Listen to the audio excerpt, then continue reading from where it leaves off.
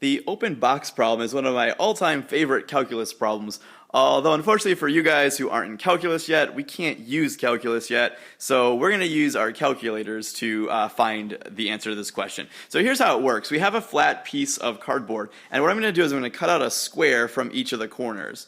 And so what's left will be sort of this plus shape, this cross shape, and what I'm going to do is fold up the remaining sides to make an open box. So if you need a visual for what's going on, that's what these diagrams down here are showing you. I'm cutting out those squares, I'm folding up the box, and I'm making this open box, a box without a top to it. What I want to do though is I want to figure out what should I actually cut out, like what size square should I cut out so I get the maximum volume. Like I could cut out a little tiny square and I'd have a long shallow box, or maybe I could cut out a really big square from the piece and I have a tall skinny box. But what should I cut out so I have the maximum volume is the question. So like I said, this is a calculus question, one of my all-time favorite ones, but for us right now who can't use calculus, don't know it, let's go ahead and just use some algebra and our calculators to help us do this. So what I need to do is write an equation that represents the volume of the box. Well, so to find the volume of a box, it's going to be length times width times height. Okay, let's consider this the length of the box. So it's not 20 inches because remember I'm cutting out an x and I'm cutting out an x from either side. So the actual length of the box once it's folded up down here in this final diagram is actually going to be 20, but then I've subtracted off not just one but two x's because I'm cutting x out from either side. Okay, you get that? Let's consider the width to be this piece right here. Again, not all the way across. 16 is the length of the cardboard, but I've cut out an x from that side and that side. So my width of this box is going to be 16, again, minus 2x, because I've cut x out from either side. And then I need to figure out what the height's going to be. Well, this is hard to explain from just the video because I usually am describing it with my hands and stuff in class. But your height of the box, if you imagine it folding up, that distance we cut out, x, is going to be kind of what gets like flipped up and folded as the height of the box. So the height of the box is just going to be x. Again, if you need me to kind of explain that in person, ask me in class and I can show you why that works.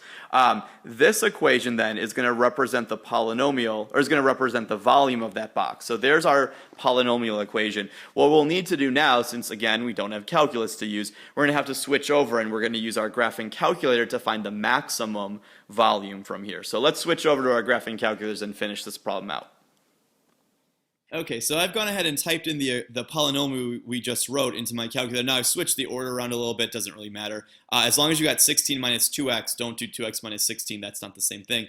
But I've got all three pieces, the height, the width, and the length typed in, and all of them are being multiplied together. So we need to find the maximum height of this, or the local maximum of this polynomial. So I don't want to just use my standard window. Let's go ahead and adjust our window. Now one thing I really like is I love when I can make a perfect window. And so x is the amount of space I cut out, the length of that square I cut out. So let's use 0 because I could choose to not cut anything out, although I wouldn't really have a box then, it wouldn't be volume. The most I can cut out, think about it like this. Find your shorter side 16.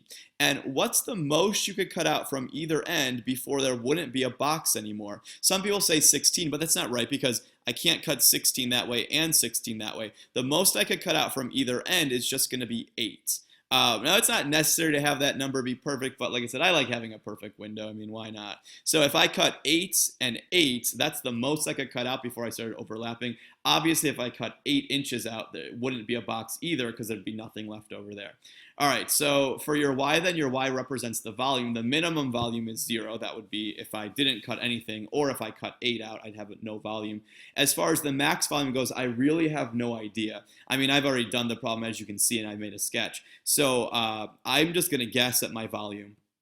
My highest volume. Now, if it's too low, like if I don't see the maximum, if I don't see the top of the polynomial, then I'll just make it bigger, or if I guess too big, I'll make it smaller. So this number is a total guess, and if you don't guess right the first time, that's okay, don't stress it, just try again. So let's take graph, and here's what I mean by a perfect window. Look at this, it starts out from the origin, it reaches the maximum, and then it kind of fizzles out, and then boom, it hits there right perfect in the corner. I love when I can get that figured out. So what I want to do, notice it's not a parabola, it's not perfectly symmetrical, it is definitely part of a polynomial. I want to find that maximum value right there. In a couple years, you guys will be able to look back at this problem and use calculus to do that, But for now, let's go ahead and just use our calculator. So second trace, we want to select maximum this time because we're trying to find a maximum volume. They're going to ask you those same 3 questions they always do: left bound, right bound, and guess. So move over here to the left and hit enter. Move over to the right of that high point somewhere and hit enter. And then finally hit enter for guess. And it should find your maximum value. So your coordinates are about 2.94, let's round to 2 decimal places, and 420.11. Before you finish the problem, though, make sure you interpret what those mean. Don't just list me the coordinates, interpret what it means and answer the questions.